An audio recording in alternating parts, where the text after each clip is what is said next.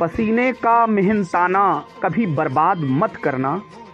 पसीने का मेहनताना कभी बर्बाद मत करना। किसानों का ये मुस्काना कभी बर्बाद मत करना।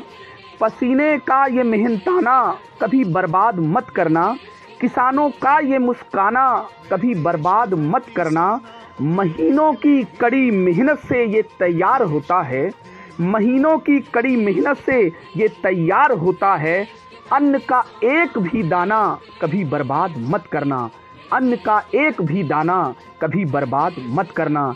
जी हाँ दोस्तों, मैं किसान का बेटा लवलेश यदुवंशी, एक नन्ही कलम प्रतापगढ़ से आपको ये बताने आया हूँ कि आज मैं एक छोटा सा वीडियो देख रहा था। मुझे बड़ा आश्चर्य हुआ कि ऐसे बड़े बड़े ऐसे लोग हैं शहरों में या गाँव में भी, जिन्हें एक एक दाने की कीमत नहीं मालूम है कि एक दाना, चाहे वो गेहूं का दाना हो और चाहे वो चावल का दाना हो, हमारा जो अनाज है, हमारा जो अन्न है, एक एक दाने को पकने के लिए कम से कम 150 से 200 दिन का समय लगता है। और उसके बाद हम जरा सी बात पे क्या करते हैं कि मुझे नहीं खाना, मुझे ये अच्छा नहीं लगता।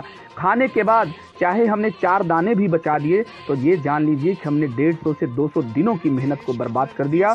उस मेहनत को बर्बाद कर दिया जब कड़ी धूप में या ठंडी ठंडी रातों में हमारे पिताजी या हमारे घर वाले या हमारे किसान भाई रात रात जाग करके मेहनत से उस दाने को उगाते हैं। लेकिन हम सब उस कड़ी मेहनत को नहीं जानते क्योंकि हमने वो मेहनत देखी ही नहीं है। मैं कुछ पंक्तियां इस पर और कहना चाहता हूँ, एक निवेदन करना चाहता हूँ कि कभी भी खाइए, थाली में कभी अन्न मत बचाइए या एक भी दाना कभी बर्बाद मत कीजिए। तब मैं कहता हूँ कि किसानों के पसीने से बदन का दीप जलता है। किसानों के पसीने से बदन का दीप जलता है। किसानों की किसानी से शहर भी तन के चलता है। किसानों के पसीने से बदन का दीप जलता है। किसानों की किसानी से शहर भी तन के चलता है। किसानों का कभी तुम सब कोई उपहास मत करना। किसानों का कभी तुम सब कोई उपहास मत करना। किसानों की वजह से ही सभी का पेट पलता है। किसानों की वजह से ही सभी का पेट पलता है। और ये 4 पंक्तियां किसानों को समर्पित करना चाहता हूं। देश के हर किसान को सैल्यूट करता हूं और ये पंक्तियां समर्पित करता हूं कि जब एक किसान क्या कहता है, किसान की आवाज़ से 4 पंक्तियां कहता हूं। मेरे खेतों में जीवन जिंदगी जीने का कोना है। मेरे खेतों में जीवन जिंदगी जीने का कोना है। मेरे खेतों से भूखों का ही संकट दूर होना है। मेरे खेतों से भूखों का ही संकट दूर होना है। और मुझे अभिमान है मैं गांव के खेतिहर का बेटा हूं।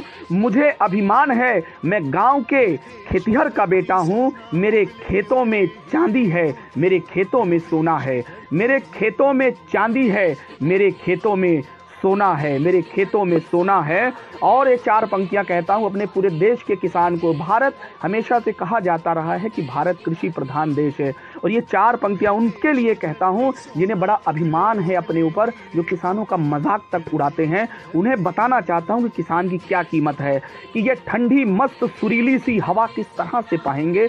वो ये शहरी ये पंक्तियां जरूर सुन लें जिन्हें अपने ऊपर अभिमान है, जो किसानों को कुछ नहीं समझते, कि ये ठंडी मस्त सुरीली सी हवा किस तरह से पाएंगे।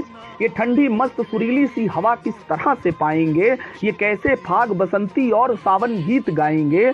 ये कैसे फाग बसंती और सावन गीत गाएंगे। अगर गांव के भाई खूब पसीना न बहाएं तो, अगर गांव के भाई खूब पसीना न बहाएं तो ये शहरी भूख पापी पेट की कैसे मिटाएंगे।